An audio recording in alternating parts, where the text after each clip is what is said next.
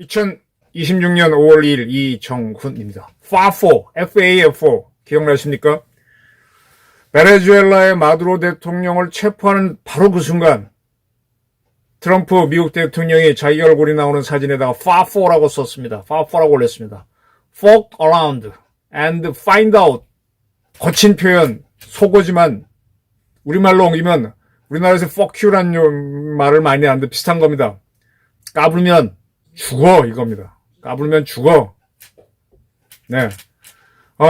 지금 미국이 이란, 그리고 시진핑, 그리고 김정은, 그리고 이재명을 향해서 FAFO 경고를 날린 걸로 보입니다. 이란, 시진핑, 김정은, 그리고 이재명은 저희 판단입니다. FAFO. 왜 그러느냐? 미국의 재무부에 OFAC라고 있습니다. OFAC. OFAC는 제가 그전에 설명 한번 드렸습니다.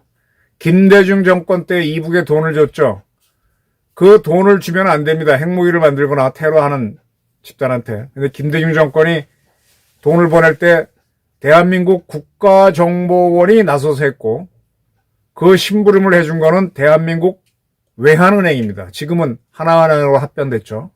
외환은행 외환본부에서 중국 인민은행을 거쳐가지고 북한으로 돈을 보냈습니다. 그때 오파크에 걸리지 않기 위해서 상당한 방법을 썼다. 그리고 그때 그 실질적인 일을 했던 사람은 외환은행 본부장, 외환본부장 백모 선생입니다. 하고 제가 공개를 한 적이 있습니다. 그 오파크가 지금 엄청난 움직임을 하고 있습니다. 어떤 움직임을 하고 있느냐? 지금 중국 해운사들, 정유회사들에 대해서 제재를 가하고 있습니다.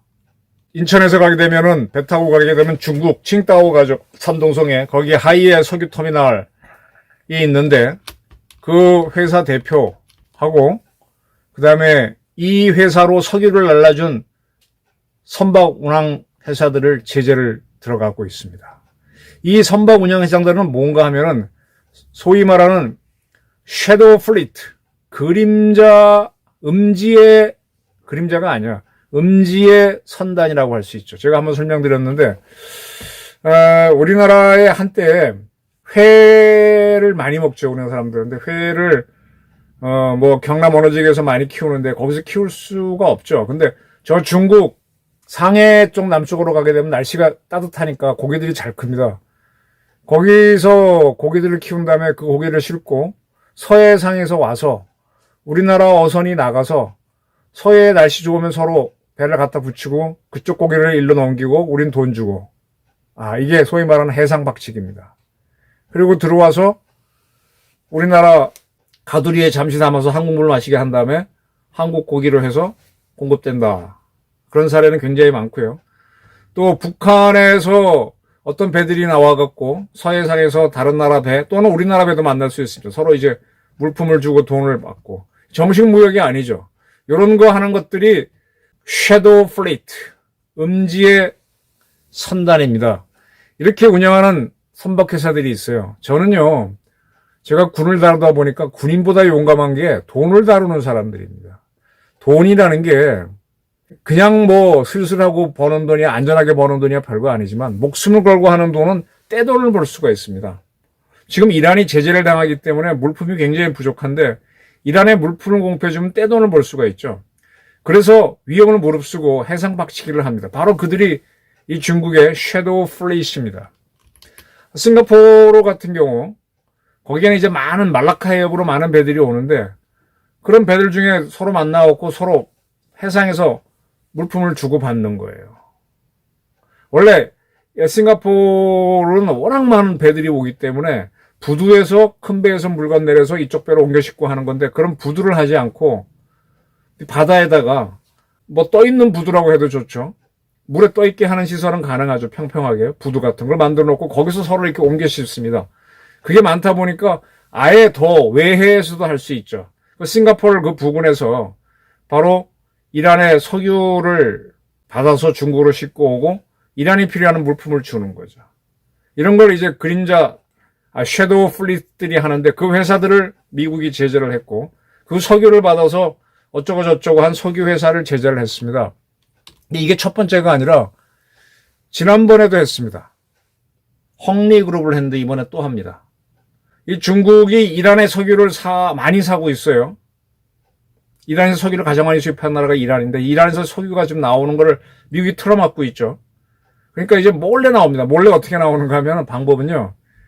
이란이 있고 이란에서 동쪽으로 가면 파키스탄이 있고 파키스탄 다음에 인도가 있죠. 인도 다음에 이제 방글라데시 지나가지고 뭐 미얀마 지나서 태국 그다음에 말레이시아, 인도네시아 해갖고 이제 싱가포르 해갖고 쭉 오는데 이 배들이 그 지금 현재 유엔 해양법 협약에 따르면 12해리까지는 그 영해잖아요.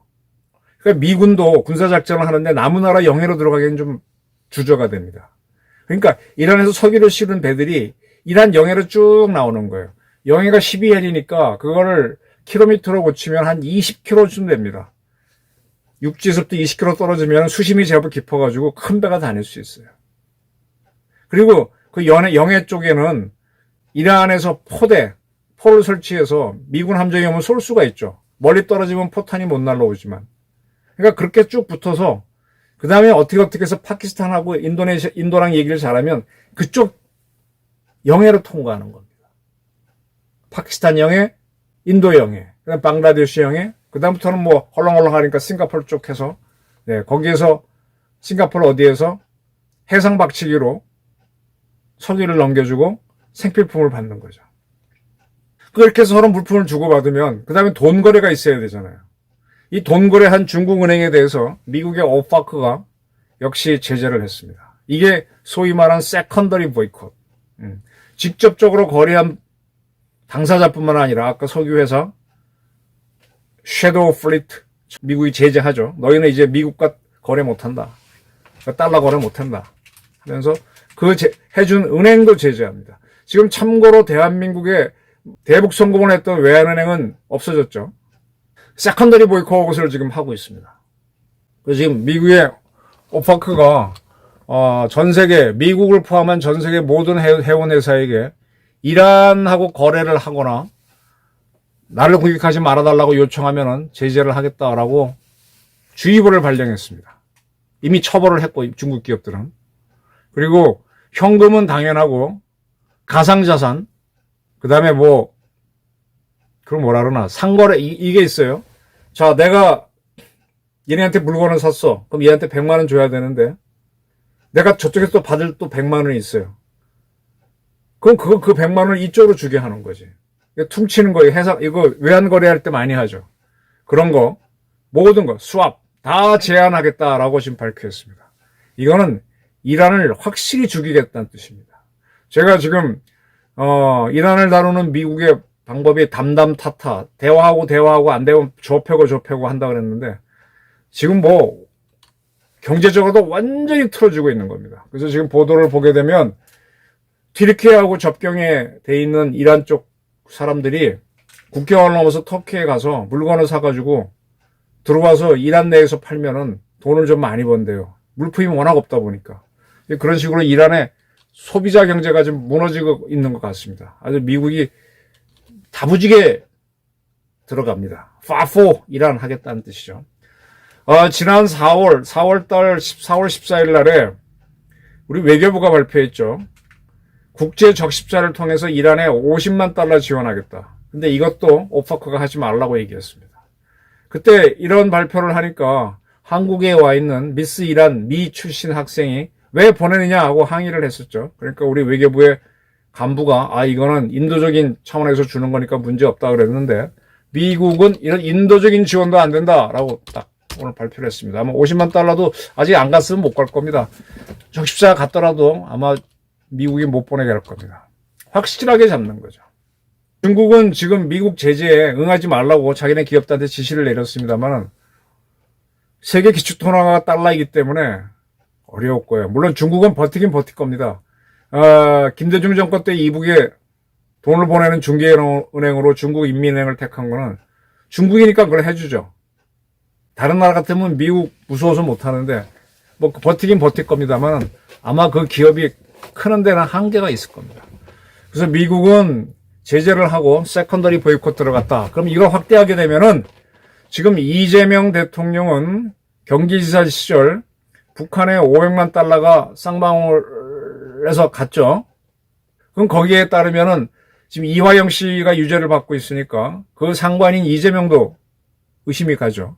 세컨더리 보이콧 대상이 이재명입니다. 근데 지금 이걸 무죄로 만들기 위해서 국회에서 국정조사를 하면서 생쇼를 하고 있습니다.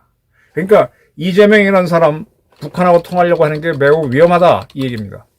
과거이긴 하지만 여전히 지금도 친북, 친중공 행동을 하고 있으니 위험합니다. 지금 이제 세컨더리 보이콧이나 또는 이러한 오파크의 제재는 사실은 북한을 상대로 했던 겁니다.